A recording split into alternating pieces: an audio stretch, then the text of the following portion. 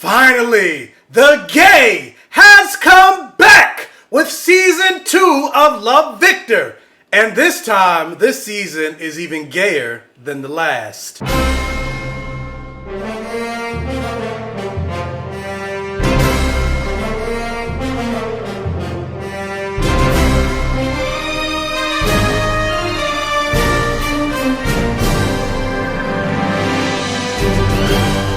Welcome to my safe haven, everyone. Happy belated Father's Day, happy belated Juneteenth, and happy Pride Month. This time we are here talking about season 2 of Love, Victor. I've been trying to review this thing for a while, or even just watch it for a while. I've been trying to watch it for a while. I tried to get a screener for this and I got ignored. Maybe I'm too gay, apparently, because they ignored me and they gave screeners to other people. I don't know what that's about. But yeah, going back to this overnight job, like every time I get ready to try to review this or even watch episodes of it to finish it earlier, I'll be just going straight to sleep. Like even just recording this review now, like I had to force myself to get up and was like, okay, you finally got to get this Love, Victor review out. So here we are, and I work tonight, so I need to hurry up and do this so I can get my sleep so I can work tonight. I fucking hate working overnights. Oh my God.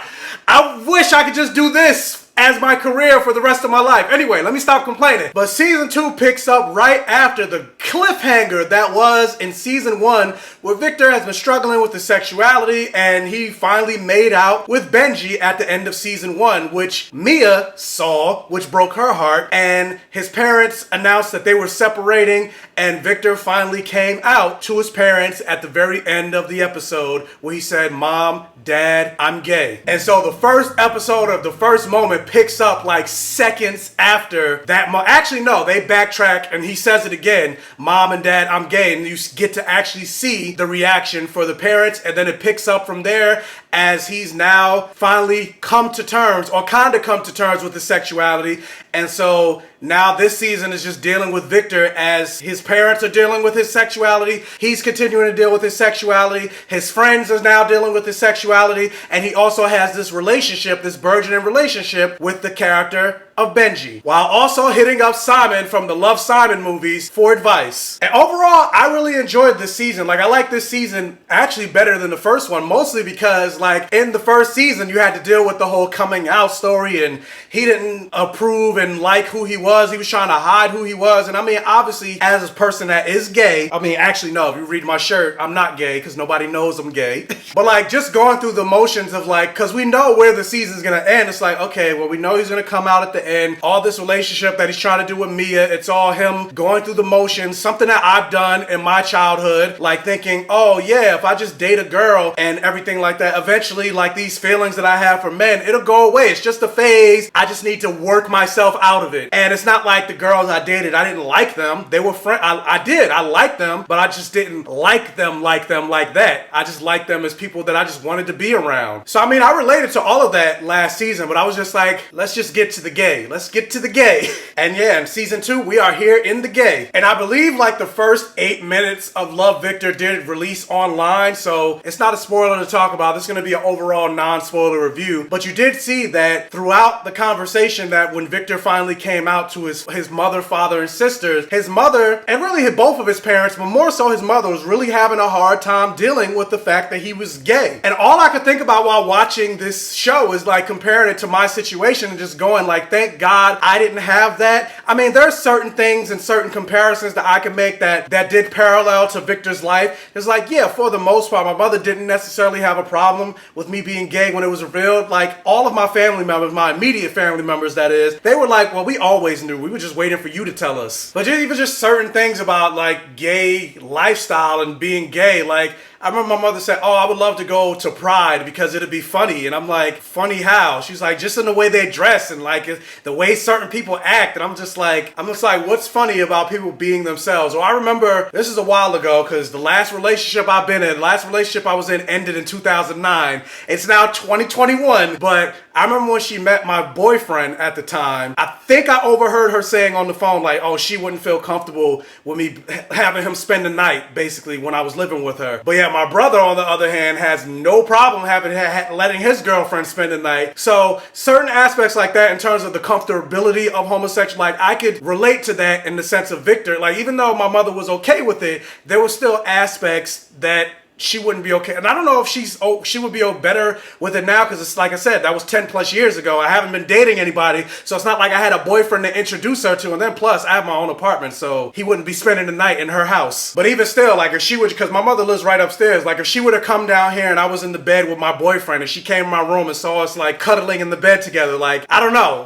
would the reaction be the same? Or I don't know, but there's just the thought process of having it. I'm like, I can relate to that. And I'm pretty sure most gay people can. And also, the thing that I really liked about this show that's very different from a lot of characters that star as gay roles, especially characters that are played by straight men, because the two leads, Victor and Benji, they both identify as straight in real life. And sometimes, more times than not, when it comes to like straight actors playing gay roles, sometimes they'll have like one kiss scene. I think about like Glee, for example. Darren Criss, who identifies as straight, but then you got Chris Colfer, who's actually gay. But even though their characters, Blaine and Kurt, were dating, like, more times than not, during their like romance scenes and everything like that, every time they would get intimate with each other, obviously not like sexually intimate, but like emotionally intimate with each other, they would end the scene with a hug. And I'm like, but that's your boyfriend. Kiss him. That's not how people react. But then when it came to the straight characters, there was always more romantic levels of affection and kissing.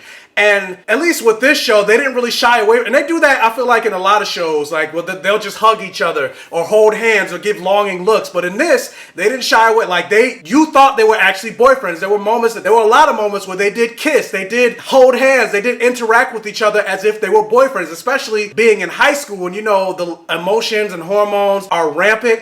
And they didn't shy away from that. Like, you're always horny. Hell, I can't even say in high school. Like, I'm 35, about to be 36 in September. I'm still always horny. But especially being a 16-year-old, like, yeah, your hormones are like rampant. And yeah, they did not shy away from any of that. And not even just with Victor and Benji, but with all of the characters. And it felt very real. It felt very authentic. Now, I say that with a caveat because there were certain moments in this show that felt very fake in terms of like the fantasy element of it. Like, for example, if you remember from season 1, Victor and Benji worked together at the coffee shop as baristas. And there are moments where they're like making out in the back stock room, and their boss walks in on them making out, and she's just like, oh, my bad. And it's like, that's not real. Like, they would get fired for that. Or if not fired, they would get heavily reprimanded. The boss wouldn't be like, oh, my bad, am I interrupting it? Like, no.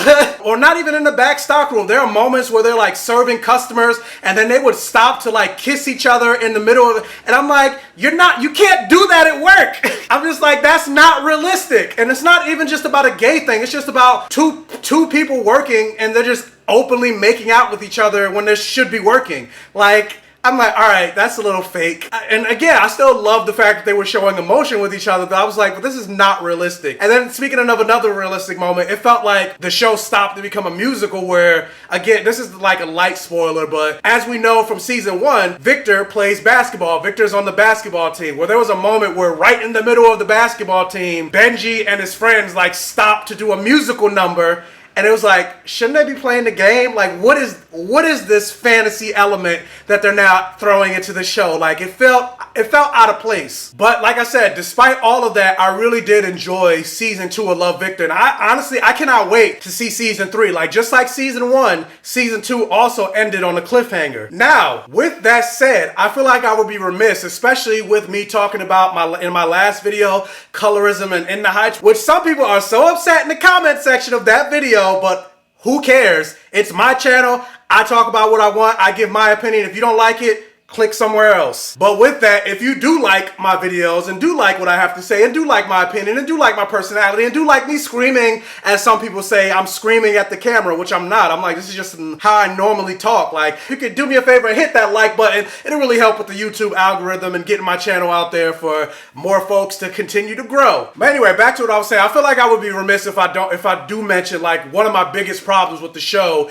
even though I did like it overall. Like, this show takes place in Atlanta, Atlanta, Georgia. And Atlanta, Georgia is a majority black city. It is called the Black Mecca in a lot of respects. And yet, Love Victor, and I mentioned this in my season 1 review as well, but I feel like it was even more obvious this season, but Love Victor was very white. Just like Love Simon, which also took place in Atlanta, because, you know, it's the same show, it's a spinoff of the show, so it takes place in the same city, same high school. Like, they're all very white. Even when you look at, like, the background of the people at the school that they go to, like, it's white as hell. And then, not only just that, the black characters or the characters of color that they do introduce, it's almost like they did the paper bag test for the casting. Like, I would say Mia is the darkest lead character on the show. You got Mekhi Phifer, who plays Mia's dad. He's the darkest person. He's darker skinned, and then his wife or his fiance is a white woman. And then there's a moment where Mia goes to a college. She goes to a college campus in Atlanta, I believe, and a friend of a friend, he's a dark skinned guy. He's dating somebody white, but he only has like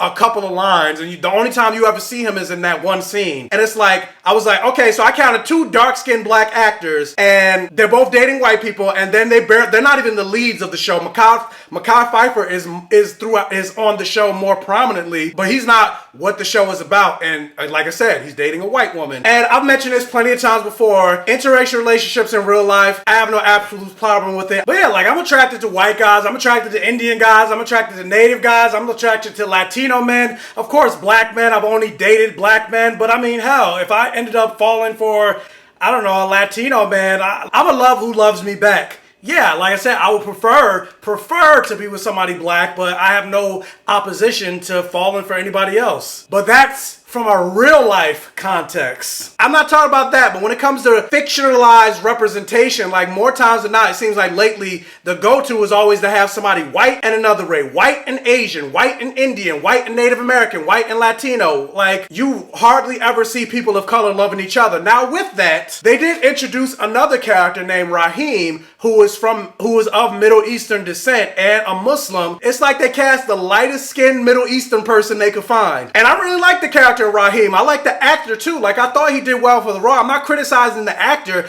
I'm just like, every time they introduce a new person of color, whether it's black or brown, they're always hella light skinned, especially if they have a significant amount of lines. Like, if it's just like somebody in the background, or maybe they got one line, then you'll see a darker skinned person. But anybody with significance, and I mentioned this on my TikTok video, but I hate noticing or hate putting myself in these types of situations, but it happens time and time and time and time again. Like I mentioned before with the casting of Sunspot in the New Mutants movie, this is how he looked in the comics. This is who they cast in the movie. Same with Cecilia Reyes. This is how she looked in the comics. This is who they cast in the movie. Same with the casting of America Chavez in the upcoming Doctor Strange in the Multiverse of Madness. This is how she looks in the comics. This is who they cast for the movie. And I could go on and on and on and on and on to the break of dawn. So that is my biggest problem with Love Victor. Despite liking the writing and the acting and the storyline and everything like that about season 2, I'm just like, what the hell is this? And again, the show takes place in Atlanta, and there aren't even that many black people on the show. Like,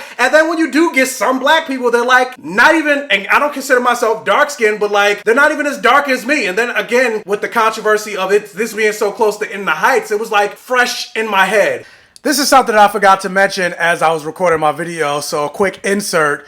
But there's also a moment, because obviously Victor is Latino and Benji is white. At a certain point towards the end of the season, mild spoilers, but they mention race out of nowhere. And that's exactly how it felt. It felt like it came out of nowhere, where it was almost like on a very special episode of Love Victor, where Victor and Benji get into a brief argument or whatever, or a big argument, and Victor's just like, well, you don't understand because you have liberal white parents. And then all of a sudden, another character that Victor becomes friends with, they mention race too. And it was just like, where's this coming from? Especially considering pretty much every character is in an interracial relationship, and then all of a sudden race comes. Not to say race shouldn't come, it should, but the way it came up in the show, and then it is never really touched on ever again throughout the rest of the season. Again, it felt like on this very special episode of Love Victor, let's bring in the race angle in this all virtually all-white high school in Atlanta, Georgia, where you have Mia, whose best friend is a white girl, and pretty much all her friends are white. And I mean, I don't know. To me, it felt weird. Not in the sense that they shouldn't have been talking about it, but just in the way that they did. But like I said, I did enjoy the season. I still will watch a season 3 because, yeah, I still enjoyed it. I had fun. Putting all of that aside, I will say Love, Victor was a high hit. But the question is, have you guys seen season 2 of Love, Victor? What did you think about it?